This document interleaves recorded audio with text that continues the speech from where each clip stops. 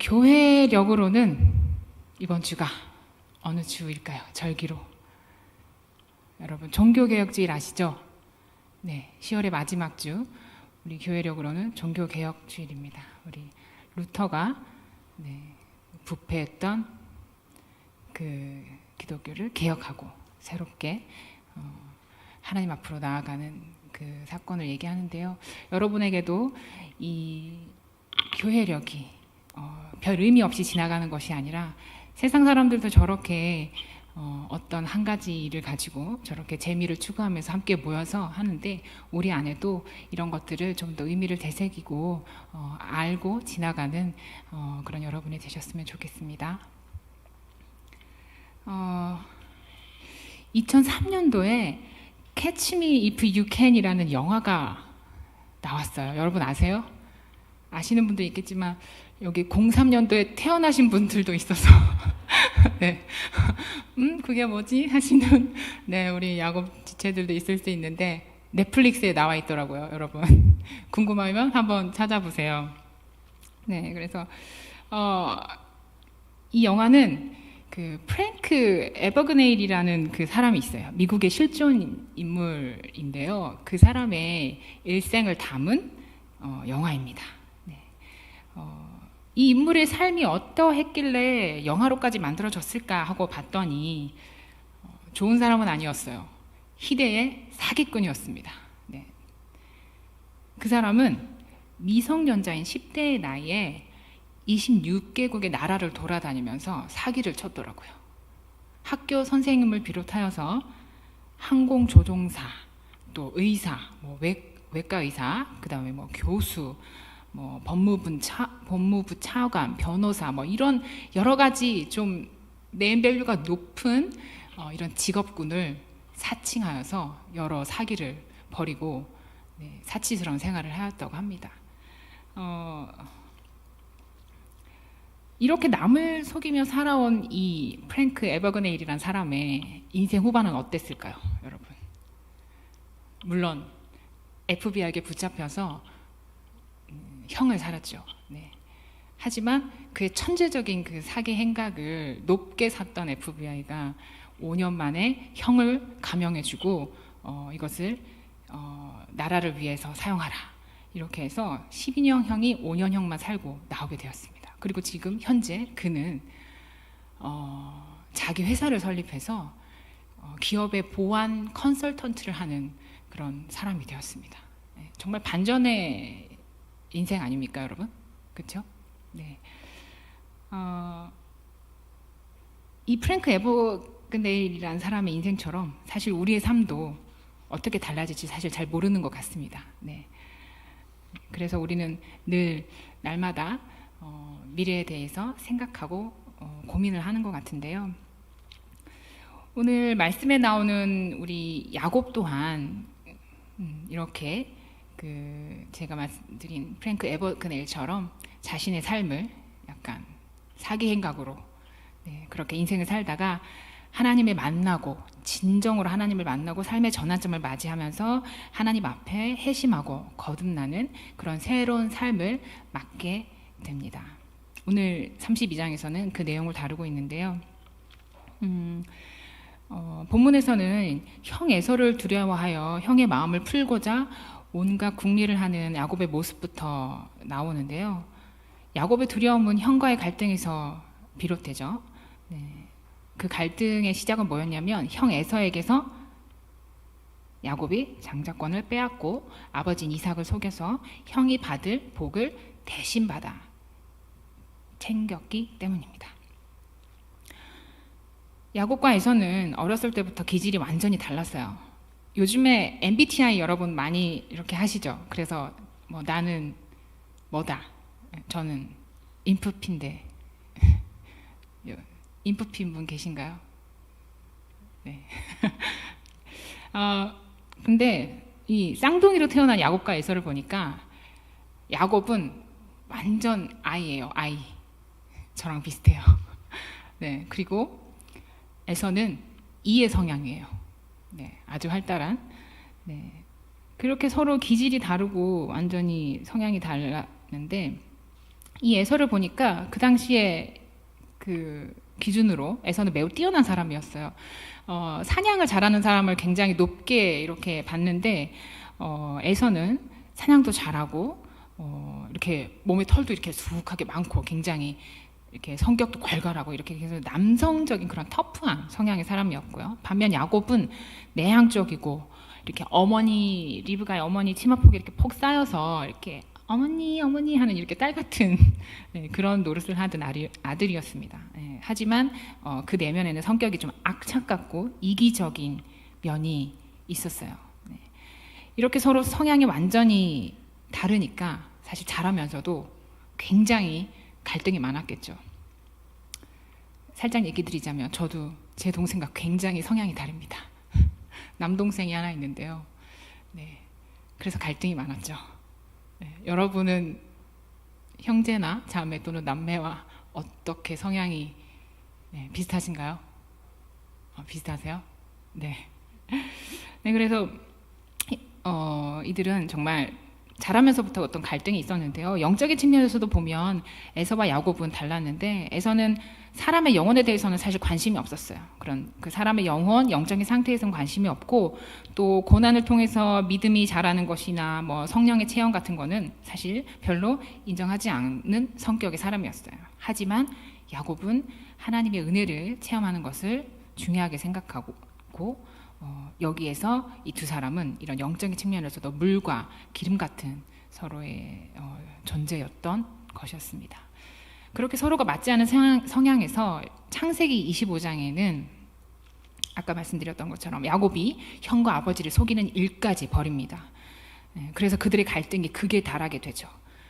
일은 이미 야곱이 저질러 버린 상태고 형이 자신을 죽일 것 같으니까 야곱은 어찌할 바를 모르고 있는데 야곱의 어머니가 야곱에게 너는 외삼촌 라반이 사는 곳으로 피신하여라 해서 그는 결국 야곱의 형 에서와의 갈등을 극복하지 못하고 풀지 못하고 집을 떠나게 됩니다. 우리는 여기서 한번 생각해 보아야 할 것이 있습니다.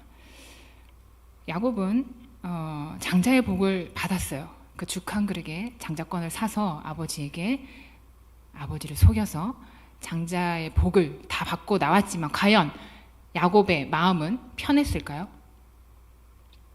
여러분은 어떠십니까? 여러분이 야곱이었다면 두 발 쫙 뻗고 나 이제 다 가졌어. 이제 난 괜찮아. 이렇게 살 수 있으실 것 같으세요? 누군가와의 관계에서 어려움이 생기고 그것이 갈등으로 번지고 해결되지 않는다면 정말 우리 마음 안에는 하나님이 허락하시는 평안이 있을 수 없습니다. 그래서 이 갈등은 훗날 결국 야곱의 두려움이 되고 불안이 되고 염려가 되어버립니다. 그래서 그가 아무리 많은 재산과 재물과 사람을 소유하고 있다 했더라도 결코 그의 삶은 행복할 수 없었고 평안할 수 없었고 소용이 없는 삶이 되어버렸던 것입니다. 우리도 마찬가지라는 생각이 듭니다.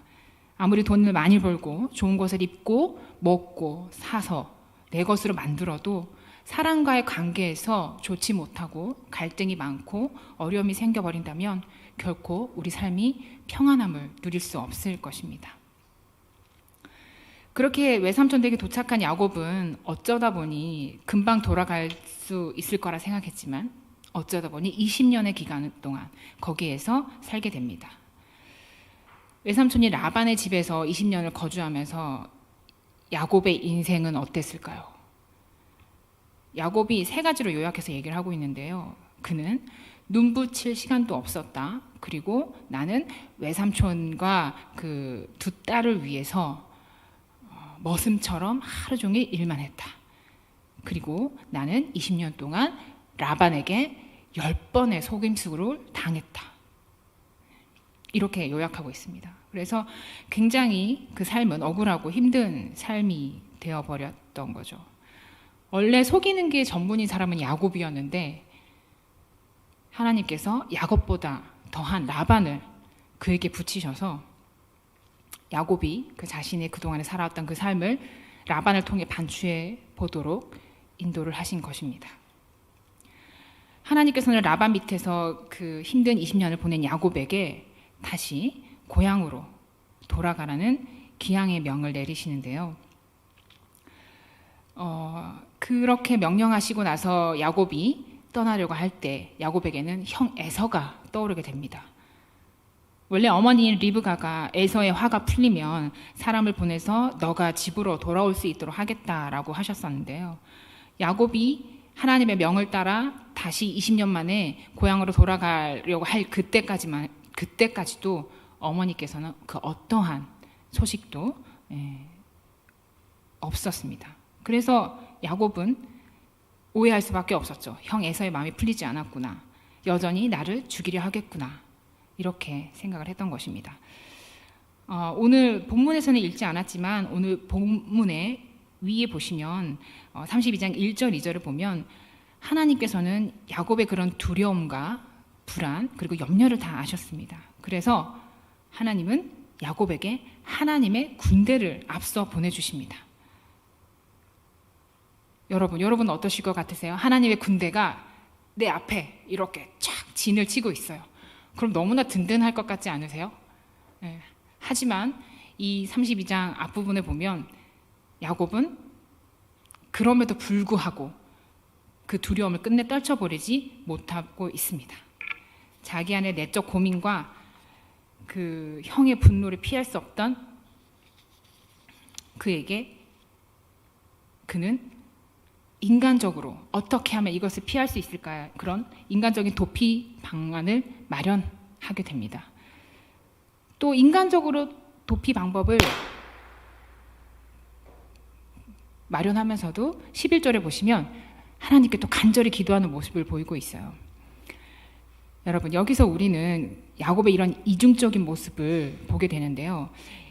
사실 이런 이중적인 모습을 우리도 갖고 있지 않습니까, 여러분? 여러분은 어떠세요?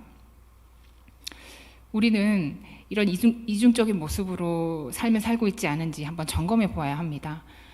우리 삶에 하나님의 사랑과 인도 그리고 보호하심을 신뢰하면서 살고 있는지, 아니면 정작 여러분에게 어떤 삶의 문제에 봉착했을 때 순간적으로 하나님을 의지하고 바라보는 것은 하지 않고 그냥 내 안에 그 상황에 갇혀서 내가 계획을 세우고 판단을 하는지 세밀하게 여러분의 마음과 생각을 들여다보고 관찰하셔야 합니다. 이 당시에 야곱은 자기 삶의 주인이었고 하나님을 전적으로 신뢰하고 받아들이는 마음과 믿음이 부족한 상태였기 때문에 하나님께서 그렇게 군대를 보내주셔서 자신에게 용기를 북돋고 계심에도 불구하고 자신의 소유를 두 때로 나눴다가 네 때로 나눴다가 자기는 또 그 무리 가운데 숨었다가 부인들과 자녀들을 또 앞장세워서 보내는 그런 인간적인 방법을 총동원하여 형 에서의 마음을 풀어보려고 하는 것입니다. 여러분, 우리는 하나님 안에서 역경을 이겨내고 삶의 방향을 바로잡고 그 신앙을 추진력 있게 살아가기 위해서는 무엇보다도 믿음을 회복해야 하고 하나님을 바로 알고 하나님과의 긴밀한 교제를 나누면서 하나님께서 바로 나의 삶의 주인공이심을 확신하는 신앙을 가져야 합니다. 하나님은 우리에게 피상적인 존재가 아니십니다. 살아 역사하시는 분이고 지금 우리와 함께 하고 계시다는 것을 믿으시는 여러분이 되시길 바랍니다. 그래서 오늘 본문으로 넘어가자면 야곱은 야복나루에서 그 만약에 일어날 그 유혈 사태, 자기의 목숨이 위태로워질 그 사태를 대비해서 가족들을 먼저 야복강을 건너게 하고 자신은 건너가지 않습니다. 솔직히 말하면 못 건너간 거죠. 무서우니까. 22절을 여러분 함께 읽어보겠습니다. 시작. 밤에 일어나 두 아내와 두 여종과 11 아들을 인도하여 야복나루를 건널세. 야복강은 요단강으로 흘러드는 지류 중에 하나인데요. 이 강을 건넜다라는 것은 에서가 있는 그 진영으로 좀 더 가까워진다는 것입니다. 그러니까 즉 자신은 그곳으로 가지 않고 그 위험한 곳을 가족을 먼저 보낸 것입니다. 좀 야비하고 치사하지 않습니까, 여러분? 저는 야곱이란 인물이 그닥 좋게만 보이지 않는데요. 제가 계속 야곱이란 인물을 좀 디스하는 것 같지만 디스가 목적이 아니라 사실 이렇게까지 자기 가족을 넘겨버리는 지경까지 야곱은 이르렀다라는 것을 여러분에게 말씀드리고 싶은 것입니다. 네, 사람은, 인간은 이럴 수 있는 것 같습니다. 저도 아마 어쩌면 그럴 수 있을 것 같고요. 얼마 전에 그 유튜브였나요? SNS에서 어떤 짤을 하나 봤는데 엄마, 아빠, 아들 이렇게 세 명의 가족이, 한 가족이 그 깎아지는 듯한 이런 산, 아주 높은 산 절경에 보이는 어떤 식당에서, 그러니까 여행지에 여행을 간 거죠. 그 식당에서 이렇게 밥을 먹는 영상이 있더라고요. 그래서 이렇게 뭔가 하고 봤어요. 근데 그 가족이 그런 아름답고 멋진 산을 배경으로 음식을 맛있게 먹고 있는데 갑자기 산사태가 일어난 거예요. 그래서 그 눈으로 덮인 설산이 무너지기 시작합니다. 근데 그들이 있던 식당은 바로 그 산 앞에 있는 식당이었잖아요. 그래서 그 산사태가 그 식당으로 막 밀려와요. 근데 여러분, 그 영상이 충격적이었던 것은 산사태가 일어난 게 충격적인 것이 아니었고 그 아버지가 너무 충격적이었습니다. 산사태가 일어나서 막 사람들이 대피하고 이러는데 아버지는 그냥 혼자 도망을 가고 어머니가 자기 아들을 보호하기 위해서 이렇게 끌어안으면서 영상이 마무리가 되었어요. 저는 그 아버지를 보고 너무 충격을 받았습니다. 살겠다고 홀로 아들과 아내를 버리고 뛰쳐나간 거지 않습니까? 이런 남자는 만나지 않고 걸을 수 있는 하나님의 은혜가 우리 자매님들께 네, 있기를 바랍니다. 네. 세상 사람 모두가 그런 건 아니겠지만 사실 우리도 이런 정말 어떤 절체절망의 순간에 이렇게 사람이 변할 수 있다라는 것을 우리가 야곱과 다를 바 없다는 것을 얘기하고 싶은 것이죠. 자, 그래서 24절과 25절을 또 한번 같이 읽어보겠습니다. 시작. 야곱은 홀로 남았더니 어떤 사람이 날이 새도록 야곱과 씨름하다가 자기가 야곱을 이기지 못함을 보고 그가 야곱의 허벅지 관절을 치매 야곱의 허벅지 관절이 그 사람과 씨름할 때에 어긋났더라. 아멘. 네. 이 구절을 보시면 씨름을 건 주체가 야곱이 아닌 것을 알 수 있습니다. 어떤 사람이죠. 이 어떤 사람은 하나님의 천사이거나 또는 하나님으로 상징되어지고 있는데요. 호세아서에 의하면 하나님의 천사로 표현되어지고 있습니다. 아까 우리 32장 1절 2절에 하나님께서 야곱에게 강권적으로 나타나셔서 하나님의 군대를 보내주셨지 않습니까? 근데 그것과 마찬가지로 이 24절 25절에서도 하나님께서는 강권적으로 야곱에게 먼저 나타나셔서 그에게 씨름을 걸고 계신 것입니다. 근데 이 씨름을 하는 도중에도 야곱의 성격이 나타나요. 네, 악착같이 지지 않으려고 버티고 있는 모습이죠. 엄청난 고집과 자신의 뜻을 굽히지 않는 야곱에게 결국 하나님은 기권의 표를 던지시고 야곱의 허벅지에 관절을 치십니다. 그렇다면 여러분, 이 씨름에서는 누가 이긴 것일까요? 하나님이실까요? 야곱일까요? 승패는 중요하지 않습니다만 무승부처럼 보이는 이 씨름은 하나님께서 야곱에게 허벅지를 치심으로 그 씨름을 포기하신 것이 되어서 야곱이 승리를 거둘 것과 같습니다. 결국 야곱이 자신의 뜻과 속성을 꺾지 않고 하나님을 이겨 먹어 버렸다는 의미가 되는 것이죠. 이렇게 야곱과 하나님은 왜 씨름을 하게 되었을까요? 하나님이 일방적으로 씨름을 거신 거긴 한데 여러분, 왜 하나님께서 야곱에게 이 씨름을 거셨죠? 한번 생각해 보시면 좋을 것 같은데요. 많은 해석에 따르면 이 야곱의 약복 강가의 씨름을 사람들은 야곱의 기도라고 많이들 이야기하곤 합니다. 근데 사실 저는 좀 생각이 다른 것 같아요. 왜냐하면 기도라는 것은 내가 주체가 되어서 내가 하나님께 간구하는 것이잖아요. 근데 이 씨름은 야곱이 주체가 되어서 하나님께 간구한 것이 아니라 하나님이 야곱에게 나타나신 것이거든요. 그래서 좀 생각해 볼 필요가 있다는 것입니다. 이 씨름은 야곱의 기도라고 보기보다는 야복강을 건너지 못하고 자신의 내면에 갇혀서 아무것도 못하고 두려움에 떨고 도망갈 궁리만 하고 있는 야곱에게 하나님께서 야곱에게 약속하신 언약들이 있잖아요. 그 언약들을 이행해 나갈 수 있는 야곱으로 거듭나게 하시기 위해서 이 일을 먼저 행하신 거라고 볼 수 있습니다. 26절에 보시면 씨름을 포기하고 나로 가게 하라라는 하나님의 말씀이 이어지는데요. 야곱은 끝까지 하나님을 붙들며 복을 구하고 있습니다. 야곱은 자신이 이긴 씨름에서 무엇 때문에 축복을 구하고 있는 것일까요? 자기가 그렇게 때를 쓰고 생때를 써서 이겨놓고 우리는 여기서 야곱 자신이 그 하나님을 이김으로 말미암아 하나님에게 그 허벅다리의 관절을 침으로 말미암아 자신의 지난 삶을 돌아보게 되고 내가 씨름을 했던 분이 평범한 사람이 아니라 하나님이셨구나 라는 것을 깨닫게 됩니다.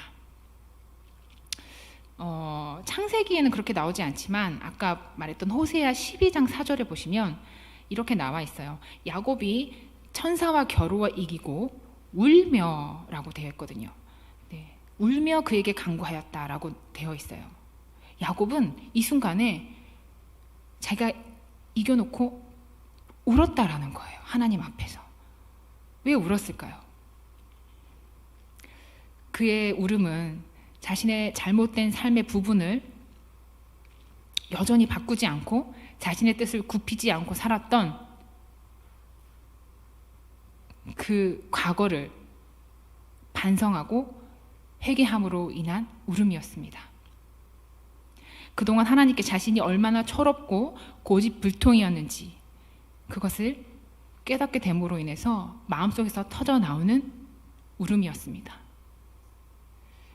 야곱이 그동안 살아오면서 누구에게도 보인 적 없었던 자신의 그런 악한 부분과 약한 부분, 또 어리석게 살았던 그런 지난 날들을 그 하나님 앞에서 인정하고 고백하는 눈물이었던 것입니다.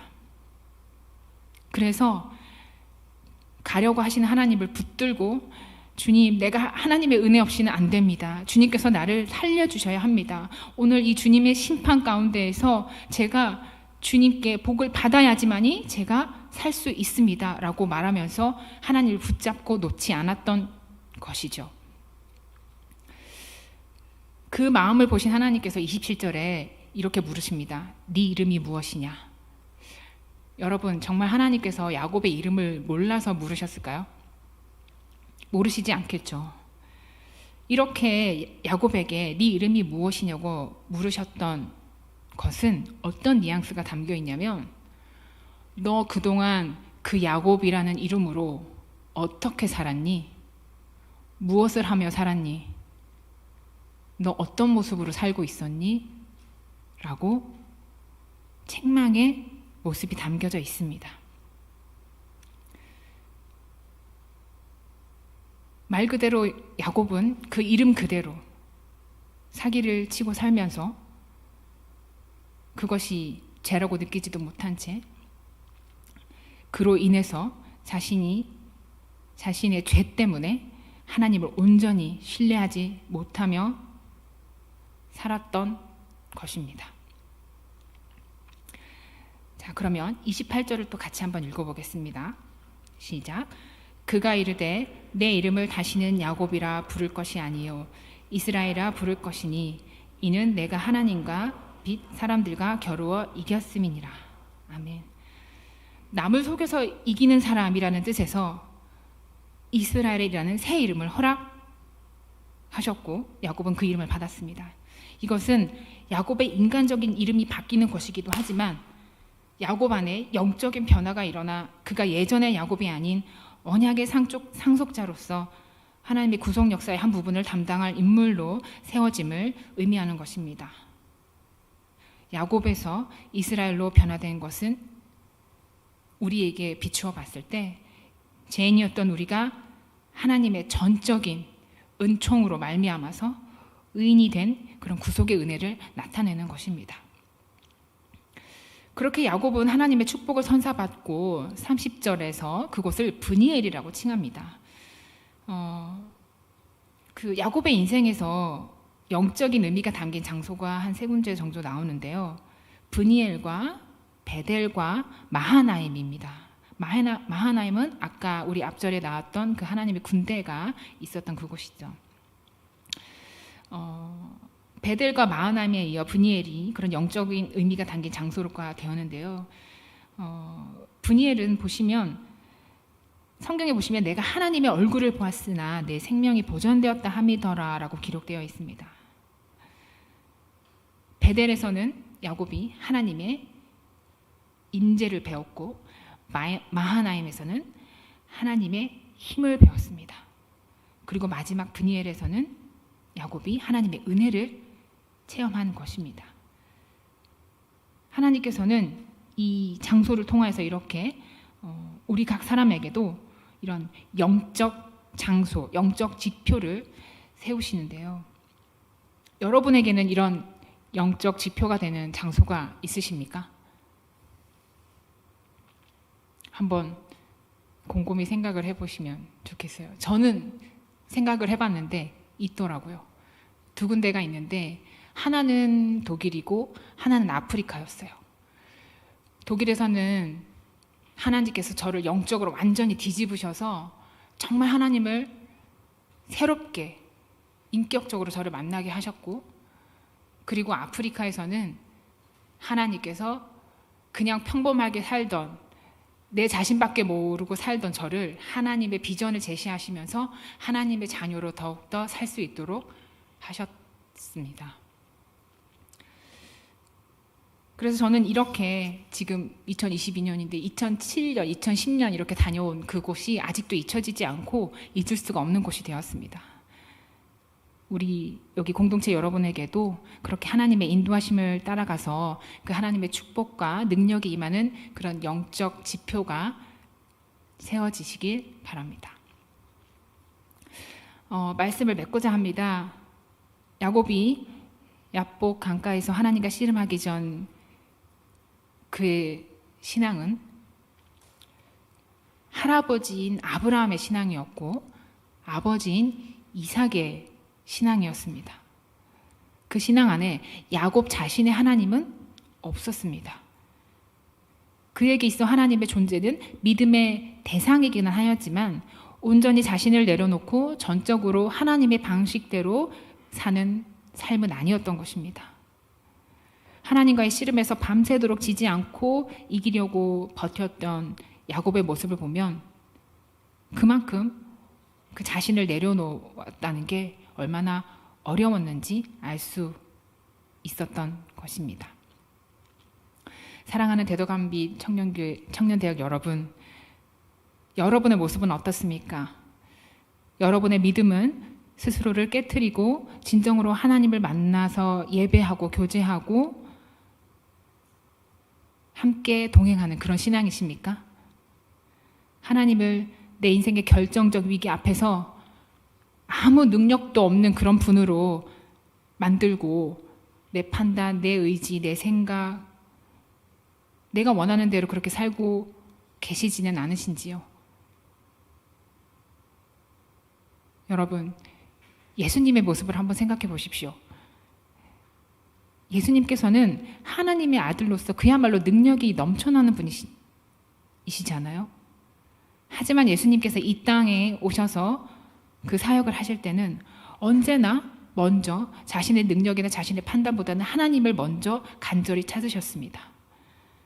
자신의 뜻대로, 의지대로, 능력대로 나아가는 것이 아니라 새벽 미명에 또 밤에 이슬을 맞으며 또 한적한 곳에 나아가서 또 홀로 산에 올라가셔서 하나님과 독대하면서 만나서 기도로 제일 먼저 하나님을 찾으셨습니다. 심지어 십자가를 지고 죽음을 맞이하는 그 절체절명의 순간에도 예수님께서는 기도하시며 하나님을 찾고 계셨습니다. 우리도 이래야 된다고 생각합니다. 나 자신을 믿고 사는 것이 아니라 우리 안에 하나님을 향한 간구하는 심령으로 하나님을 고백할 수 있어야 합니다. 하나님께서는 우리에게 능력이시고 피난처이시고 견고한 바이고 반석이시며 우리의 구원이 되십니다. 여호와는 나의 빛이요 구원이시니 내가 누구를 두려워하리요. 여호와는 내 생명의 능력이시니 내가 누구를 무서워하리요. 이 시편의 고백처럼 하나님은 우리 안에서 이런 분이 되어 계셔야 한다는 것입니다.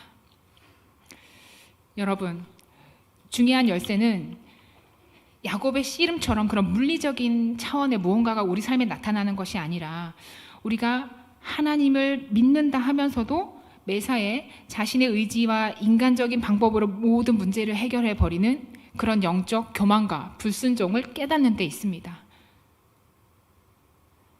하나님께서 야곱의 허벅지를 관절을 치셔서 그의 삶을 바꾸시고 예전과 같지 않은 모습으로 살게 하신 것처럼 우리에게도 우리 고집을 모른 척 하시지 않고 내 자신이 무너지도록 우리 허벅지를 치시는 하나님을 여러분이 만나셨을 때 그것이 하나님의 은혜이고 나를 살리시는 하나님의 회복이며 사랑임을 깨닫는 것에 있습니다.